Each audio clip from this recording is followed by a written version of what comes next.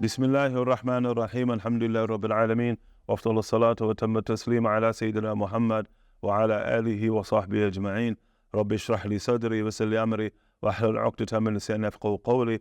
نويت تعلم وتعليم وتذكر وتذكير نفع انتفاع والإفادة والاستفادة والحث على تمسك بكتاب الله وبسنة الرسول صلى الله عليه وعلى آله وصحبه وسلم، ودعاء إلى الهدى ودلالة على الخير ابتغاء وجه الله ومرضاته وقربه وثوابه subhanahu wa ta'ala. And the terms that the Imam employs rahimahullah ta'ala inside of his beginning, and the thumma salatu wa salamu sarmada ala nabi khayri man qad wahada. Then may eternal praise and peace be upon the Prophet, the best of all monotheists. Okay? And so here terms that the Imam employs is that thumma salatu wa salamu sarmada ala nabi. And so he's sending salah, which we understand from Allah Ta'ala means mercy, concomitant with reverence, and salam, which means protection, aman, security for the Prophet ﷺ, eternal and beyond the eternality of time, ala nabi, upon the Prophet, and that is our Prophet sallallahu alayhi wa alihi wa sahbihi wa sallam. The term nabi in the Arabic language, the Imams rahimahullah ta'ala, they differ. Herein translated as a prophet, they differ upon the linguistic origin of the Imams rahimahullah ta'ala. They say that the term nabi comes from the term naba, which could be loosely translated as news, or it comes from the term nabwa here, which means it would come from the term rifa, or to be raised, which again would give it the symmetry of the verse as it relates to salah from Allah subhanahu wa ta'ala. The Imams rahimahullah ta'ala are going to prefer that it comes from the term nabwa, which means rifa. The nature of prophecy, the affair of prophecy is raised, it's high, it's lofty, just like the prophets themselves. They're beings who are sent from the all high, okay, in a very, very lofty, carrying a lofty and a high message. And so the Nabi here from the term nabwa, okay, which would be raised to high, okay. And the Imams rahimahullah ta'ala what we use as a proof that with the term is nubuwa. So you see the waw appear here, and the term is nabi. You see the ya, which is maqlub waw, and the waw turned into a ya. There's no hamza in the term that we employ for a prophet, and there's no hamza in the term that we employ ordinarily for prophecy, nubuwa. And likewise, we also find the tradition of the Prophet ﷺ, in which a Bedouin, he comes unto the Prophet ﷺ, and he asks the Prophet ﷺ, anta, are you Nabi? He uses the Hamza. Are you Nabi? Like, are you a prophet? He said, are you a prophet? Nabi? A Nabi'un. Are you a prophet? And then the Prophet ﷺ says, La. He says, no. Ana Nabi. Person corrects the language. I just ibda from a Hamza now to a Ya.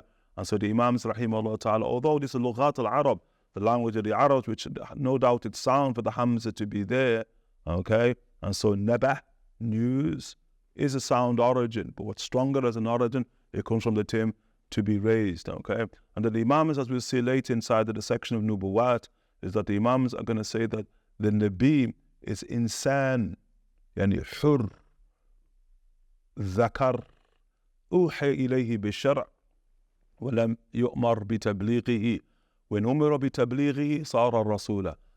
Like a prophet is a human being, and so when they say it's a human being, that means it excludes jinn.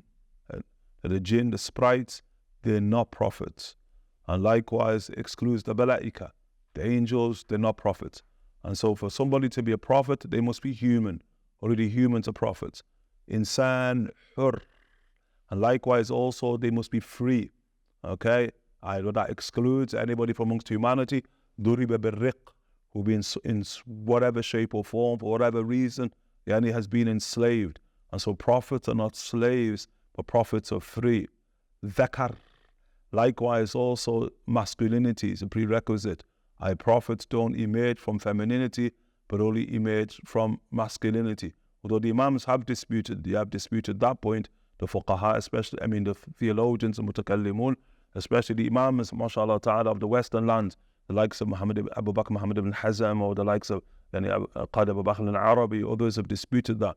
I've quote-unquote considered women, quote-unquote, also being from the corpus of prophets themselves, but the dominant the opinion, and the oft only stated opinion inside of theology, is that the dhukura or masculinity is a prerequisite for prophecy. Uhiya ilayhi bishara, and the uhiya ilayhi bishara, he has a prophet, he has a law revealed unto him, and so the carriers or bearers of revealed law.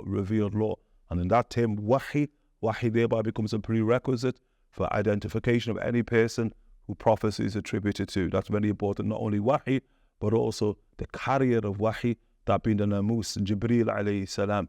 And so both revelation and Jibreel, these are two very important prerequisites by virtue of which we can determine from all those great lofty people who Allah subhanahu wa ta'ala sent, which of them do we consider to be prophets theologically and which ones we don't.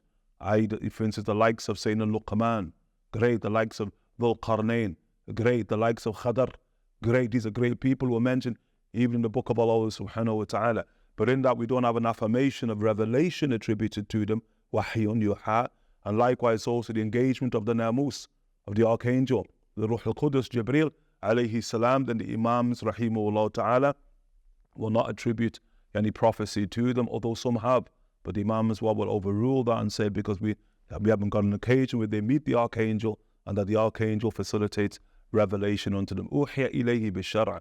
And so revealed law here is of the prerequisites, and from our very definition of the prophets, وَلَمْ يُؤْمَرْ بِتَبْلِيغِهِ, and they've not been commanded to convey the import of that law. They've not been commanded to it. Rather, they've been commanded with two things. The first is to embody revelation, and that's really important, critical. Why? Because that shows that the nature of nubuwah, is that the prophets are followed by virtue of the example that they set. And that principle of al-amal ablagh min al-qawl, as we say in English, the actions speak louder than words. That's very, very important. It's principial for the prophets themselves, because they don't speak words in terms of conveyance. Rather, they just set the example, and then human beings who are hardwired to follow the example set will thereby choose to follow or to reject. Lam yu'mar bitablighi. They're not commanded to convey. وَإِذَا أُمِرَ بِتَبْلِيغِ. However, if they are commanded to convey the import of revealed law, صَارَ رَسُولًا. Now they become messengers. And so there's a difference between the prophets themselves as well as the messengers. As we're going to learn, the dominant opinion is that Allah subhanahu wa ta'ala has sent in excess of 224,000 prophets. And from those 224,000 plus that He sends subhanahu wa ta'ala, Allah ta'ala has elected 313 or 314 or 315 ala al-aqwal who become messengers. And so every single messenger is first and foremost a prophet, but obviously, quote unquote, the vast majority of prophets are not messengers in and of themselves. But either utliq ala nabi, upon the prophet, hada rasuluna, that's our messenger and our prophet sallallahu alayhi wa sallam. He's the prophet, in English, the prophet sallallahu alayhi wa sallam, which is the murad. It's clearly the meaning here by Imam al-Marzuqi rahimahullah ta'ala, ala nabi, upon the prophet sallallahu alayhi wa sallam. And then likewise he brings down from his bara'at al-istihlal, giving you a sense of what this text is about. Khayru man qad wahhada, the best of all of those wahhad, the greatest monotheist ever is the Prophet sallallahu alayhi wa alihi wa sallam. Nobody knows Allah subhanahu wa ta'ala. Nobody's more conscious of Allah subhanahu wa ta'ala. Nobody fears Allah subhanahu wa ta'ala. Nobody obeys Allah subhanahu wa ta'ala more than Rasulullah sallallahu alayhi wa alihi wa sallam. And on the basis of Allah subhanahu wa ta'ala bringing forth the Prophet sallallahu alayhi wa alihi wa sallam, we know Allah subhanahu wa ta'ala by virtue of the tongue of the Nabi sallallahu alayhi wa sallam. We know nubuwat, we know prophecy, and the nature of the prophets themselves by virtue of the same tongue of the Nabi sallallahu alayhi wa sallam. And we know the sam'iyat, the ghaibiyat, that which lies beyond sensual perception by virtue of the tongue of the Nabi sallallahu alayhi wa sallam. Our theology is inextricably bound and tied to the tongue of the Nabi sallallahu alayhi wa sallam. Khayru man qad wahhada, wa sallallahu ala sayyidina Muhammadin wa ala alihi wa sahbihi wa sallam.